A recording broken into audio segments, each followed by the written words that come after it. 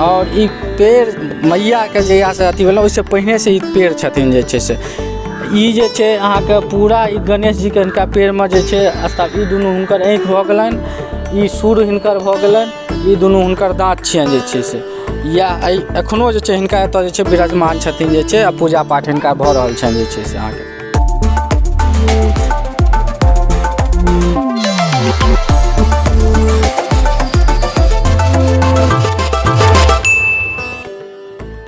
दरभंगा जिला से लगभग 30 किलोमीटर मनीगाछी क्षेत्रक भंडारीसम गाम में माँ वनेश्वरी भगवती के ख्याति दूर दूर तक पसरल अछि।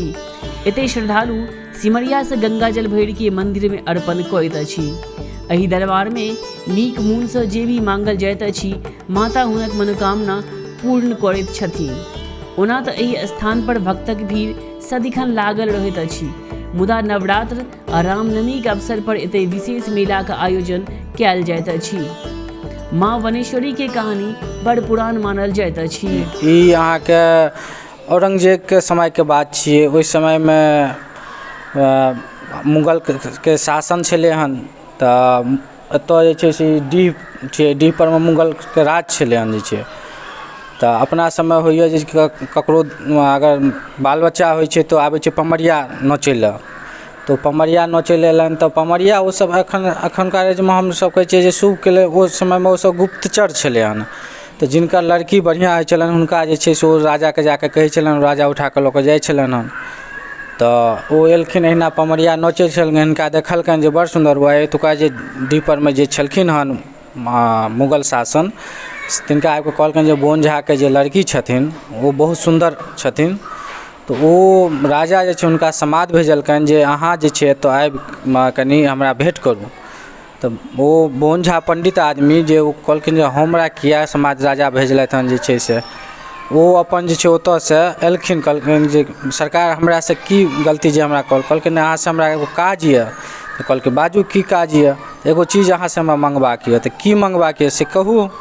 तऽ नहि अहाँ अगर जहन अथी आब ताहिके बादे कहब। कहलकै अगर हमरा दैवला हैत तऽ हम अहाँके अवश्य कहब जे छै से। तऽ कहलखिन अहाँके दैवला यऽ, हम अहाँ लड़कीसँ जे छै विवाह करब। तो कहलखिन जे आब मनमे सोचऽ लगलखिन जे हम ब्राह्मण कुलके ई मुस्लिम कुलके केना हेतै, नहि कहबै तैयो जबरदस्ती करथिन। कहलखिन ठीक छै जे छै हमरा अहाँके जे छै कनि सोचैके समय दिअ। ई आबि कऽ घरमे अपन जे छै से खटिया परमे पड़ि रहलथि, अन्न पानि छोड़ि देलखिन, 2 दिन छोड़लखिन, 4 दिन छोड़लखिन। एक दिन हुनकर पुत्री आबि कऽ जे छै से अपन छोट भायके लऽ कऽ कोरामे आबि कऽ कहलखिन जे पिताजी अहाँ किया नहि खाना खाइ छी, जे छै से अहाँ जाहि दुआरे खाना नहि खाइ छी से जाउ ओ जे आदमी अहाँके जे कहलथि हन हुनका कहबनि जे हमर लड़की तैयार यऽ, लेकिन शर्त एगो यऽ जे हम अहाँके जे छै से जतेक कोनो चीज देब ओहिमे जतेक रहबाक चाही दाना ओतेक आदमी हमरा बराती अयबाक चाही, नहि एगो कम नहि एगो ज़्यादा।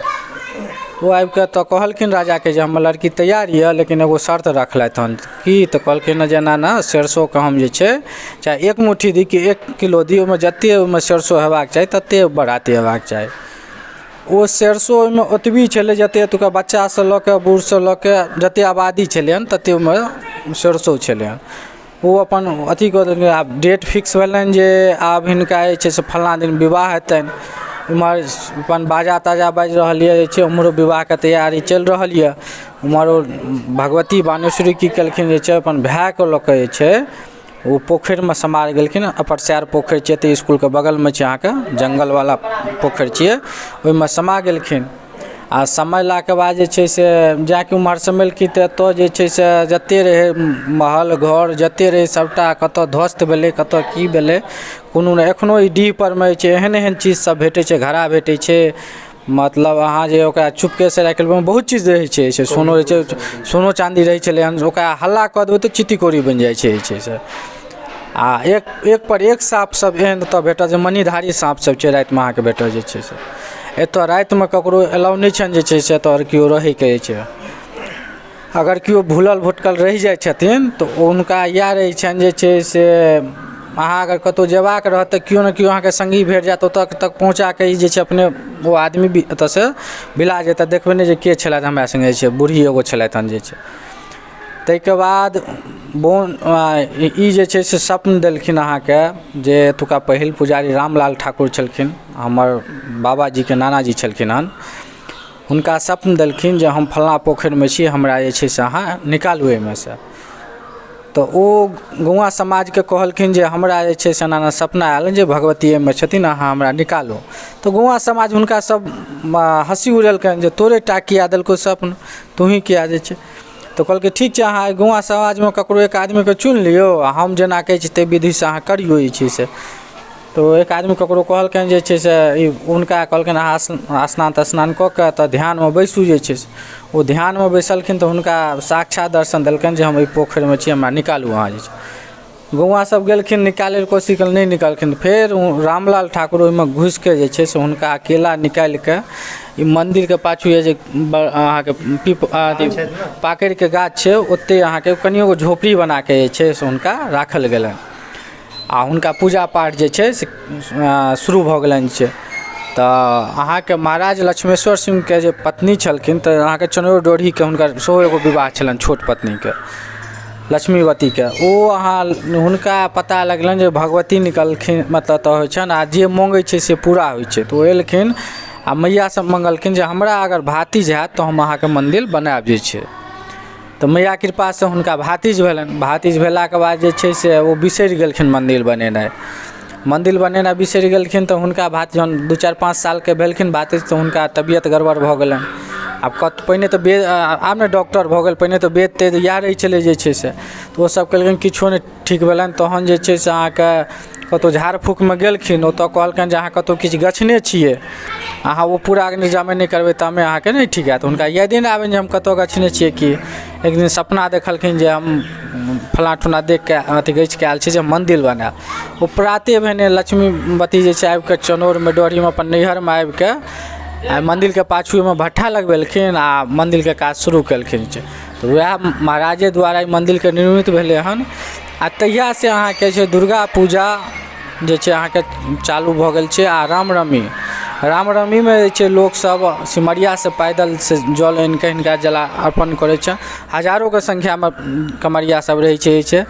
आ ताहि दिनसँ हिनका लगातार जे छै पूजा, मैयाके जे मनोकामनासँ लोक एतऽ आबै छथिन, सच्चा मनसँ माँगै छथिन, हुनका मनोकामना पूर्ण होइ छनि।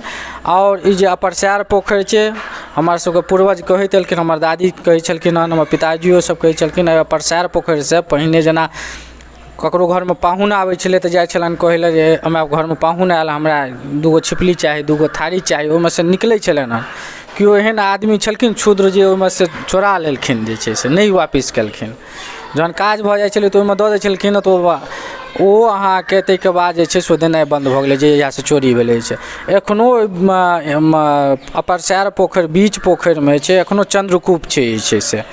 आ चन्द्रकूप जे छै बीच पोखरिमे वएह सिक्कठि अहाँके जे पेड़ होइ छै वएह चन्द्रकूपके ऊपरमे छै।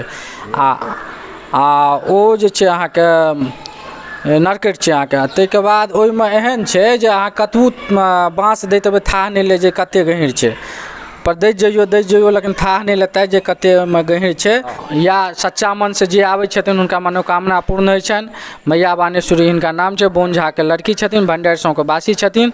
आ ई निज अहाँके भण्डारि गाँवमे पड़ै छनि अहाँके जे छै से।